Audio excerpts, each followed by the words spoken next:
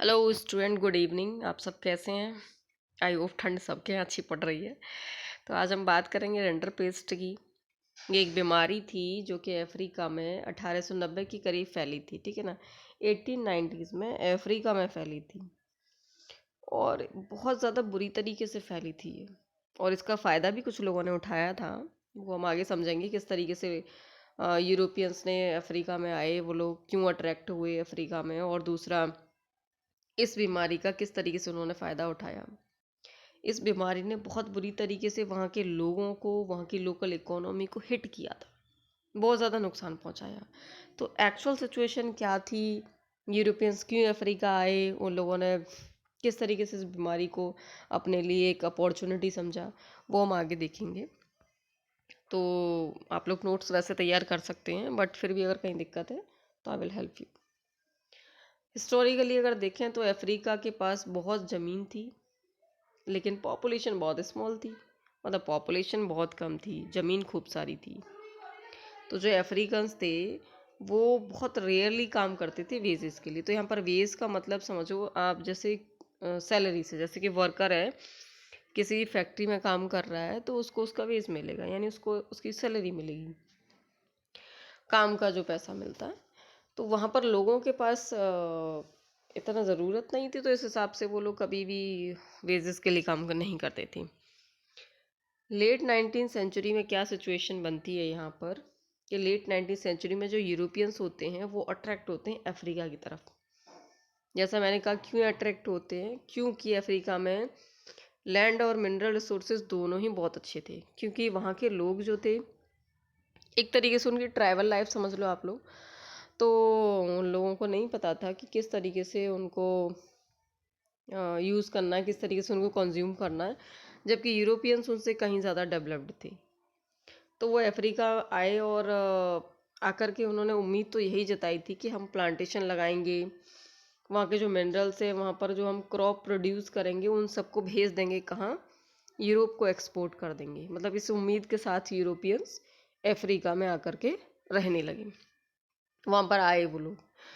तो जिस तरीके से इससे पहले जो है वो अमेरिका पहुँचे हैं, अमेरिका वाला पार्ट मैंने नहीं समझाया, जहाँ पर इन्होंने स्मॉल पॉक्स की बीमारी लेकर के वो लोग गए थे और आधे से ज़्यादा कम्युनिटी जो है उसी से ख़त्म हो गई थी अमेरिका की। तो मैं उस टॉपिक को भी समझा दूंगी, लेकिन पहले अब हम इसी की बात कर लेते हैं। अब वहाँ पर वो लोग इस, भाई उम्मीद ऐसा तो नहीं कि उन्होंने उम्मीद किया कि हम सारी चीज़ें उठा करके और यूरोप में भेज देंगे, तो ये सारी चीज़ें बहुत इजीली थी। नहीं, वहाँ पर एक अनएक्सपेक्टेड प्रॉब्लम उनके लिए खड़ी हो गई। एक दिक्कत जो खड़ी थी वो ये थी, मैंने जैसे आपको बताया कि जो वहाँ के जो लोग थे वो बेसिस के लिए काम नहीं करते थे, तो शॉर्टेज ऑफ लेबर, लेबर की कमी वहाँ पर थी, क्योंकि कोई बेसिस के लिए कोई काम करने के लिए रेडी नहीं था। क्यों करें लोग? जब यूरोपियंस को ये समझ में आने लगा कि भाई ये लोग रेडी नहीं हैं, क्योंकि उन्होंने अफ्रीका को अपनी कॉलोनीज तो बना लिया था, उपनिवेश अपना बना लिया था, ठीक है। तो अब उन्होंने क्या किया कि जो एम्प्लॉयर्स थे, पहले तो उन्होंने कई मेथड अपनाए, बहुत तरीके अपनाए कि कैसे भी लेबर हमको मिल जाए।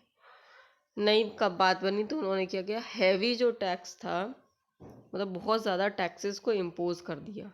और ये टैक्सेस तभी पेड हो सकते थे जब लोग जो हैं वेजेस के लिए प्लांटेशन और माइंस में काम कर सकें।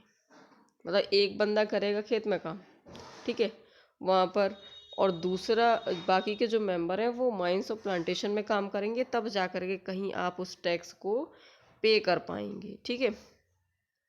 अब जब लॉ चेंज हो गई तो उन लॉज के अकॉर्डिंग क्या सिचुएशन बनती है, कि लॉज के अकॉर्डिंग देखो यहाँ पर स्थिति ये बनती है कि केवल एक ही मेंबर, फैमिली का ओनली वन मेंबर काम करेगा भाई इनहेरिट लैंड पर।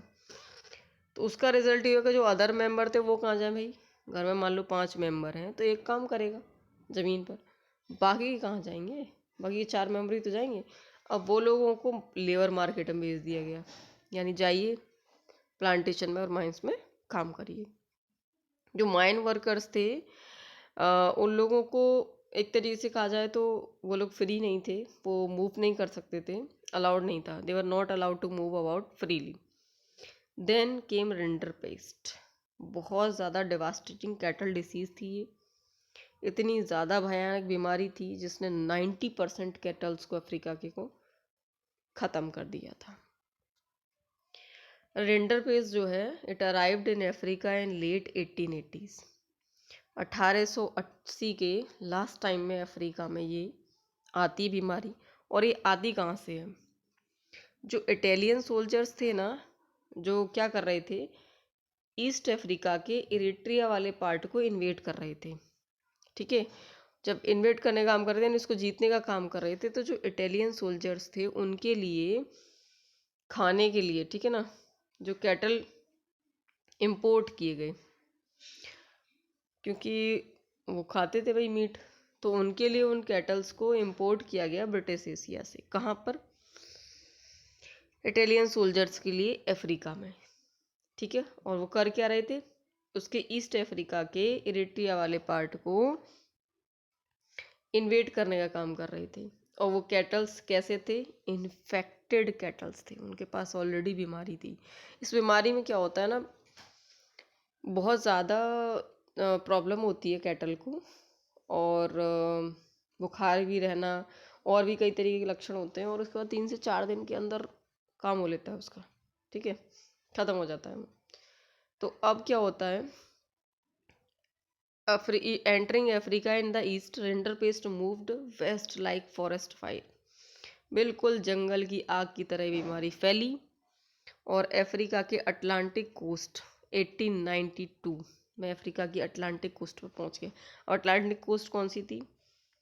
जो ये वाला पार्ट है ना, ये वाला ईस्ट साइड में ये जो पार्ट है, इस पर जो है 1892 में ये बीमारी पहुंच गई। फाइनली 5 साल के अंदर अंदर जो नीचे वाला पार्ट है अफ्रीका का, यानी कि वेट अ मिनट, ये वाला जो पार्ट है ना, तो यहाँ पर इस पर भी जो है 18 मतलब यहाँ पर जो ईस्ट वाला पार्ट था, अटलांटिक कोस्ट थी, वहाँ पर तो 1892 में पहुँच गई बीमारी। उसके बाद जो बिल्कुल साउथ वाला पॉइंट है अफ्रीका का, वहाँ पर 5 साल के अंदर अंदर पहुँच गई। तो अगर देखा जाए भाई, तो 90% जो कैटल्स थे वही बीमारी निकल गई। ठीक है ना, अफ्रीका के जो 90% कैटल्स थे उनको देखा जाए तो इस बीमारी ने मार दिया। बहुत ज़्यादा खतरनाक बीमारी के तौर पर थी उन लोगों के लिए। जब भाई उनके कैटल डिस्ट्रॉयड हो गए, अफ्रीकन्स की लाइफ जो है बिल्कुल उलट पुलट हो गई। उनके पास अब कोई चारा नहीं बचा था। जो प्लांटर्स थे, माइन ओनर्स थे, जो कॉलोनियल गवर्नमेंट थी, अब उसके लिए तो एक अपॉर्चुनिटी हो गई। सब कुछ वो अपने अकॉर्डिंग काम कर सकते थे, क्योंकि उन्हें पता था कि अब जो है कैटल तो है नहीं इनके पास, अब लोगों को माइंस में और प्लांटेशन में काम करना पड़ेगा। तो उन्हें फोर्सफुली जो अफ्रीकन्स थे, दे फोर्स्ड टू, मतलब उनको ज़बरदस्ती उठा उठा के अब लेबर मार्केट में भेजा गया, क्योंकि अब उनके पास अपनी ज़रूरतों को पूरा करने के लिए, सर्वाइव करने के लिए कुछ तो करेगा आदमी। तो फाइनली उन्हें लेबर मार्केट में भेज दिया गया। तो ये इस तरीके से जो यूरोपियन कॉलोनाइजर्स थे उन्होंने पूरे अफ्रीका को जो है कवर किया और उसको जो है इन्वेड किया। तो इस तरीके से ये सिचुएशन बनी थी। And similar stories can be told about the impact of western conquest on the other part of the 19th century world. तो इससे पहले अमेरिका की सिचुएशन थी, उसके बाद अफ्रीका की आई है। Then we will learn about indentured labour migration from India. I hope आप लोगों को ये बीमारी समझ में आ गई होगी किस तरीके से फैली है, क्योंकि बोर्ड में ये क्वेश्चन बनता है आपका। ठीक है ना, कि जो यूरोपियंस थे वो क्यों जो है अट्रैक्ट हुए थे अफ्रीका की तरफ, तो किस वजह से अट्रैक्ट हुए थे आप लोगों को समझा चुकी हूँ मैं, और कैसे उन्होंने इस बीमारी को अपॉर्चुनिटी के रूप में देखा। ठीक है, आई होप आप लोगों को क्लियर हो गया होगा।